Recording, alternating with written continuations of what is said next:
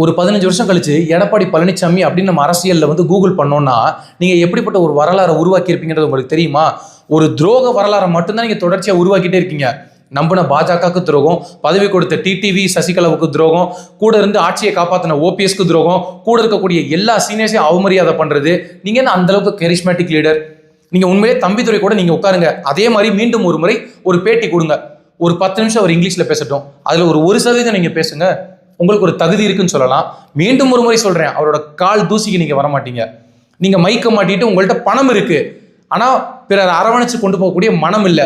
அதுதாங்க ஒரு பேசிக் குவாலிட்டி ஒரு தலைவனுக்கு. எத்தனை முறை ஜெயலலிதா அம்மா எத்தனையோ பேர் கட்சி விட்டு வெளியில போறாங்க, அறிவாலயம் நோக்கி போயிட்டாங்க, பக்கத்துல போயிட்டாங்க அப்படின்னு போகும்போதும் கூட உடனடி என்ன பண்ணுவாங்க, ஒரு பேட்டி கொடுப்பாங்க. அவர் மீண்டும் கட்சிக்கு வருவார் என்ற எதிர்பார்ப்போடு நான் காத்திருக்கிறேன் அப்படின்வாங்க. அறிவாலயம் வரைக்கும் போயிட்டு எத்தனையோ பேர் ரிட்டர்ன் வந்திருக்காங்க, இந்த கட்சியை விட்டுட்டு போக வேண்டாம், அவ்வளோ பெரிய ஒரு லீடர் நமக்காக இறங்கி பேட்டி கொடுத்து நம்மளை அழைக்கிறாங்க அப்படின்னு. ஆனா நீங்க அப்படியே பண்ணிட்டு இருக்கீங்க. தொண்டர்கள் பெரிய தோசை போடுவாரு. தொண்டர்கள் விருப்பத்துக்கு ஏற்க ஓபிஎஸ் கட்சி விட்டு தூக்கணும், சசிகலாவை தூக்கணும், டிடிவியை தூக்கணும்.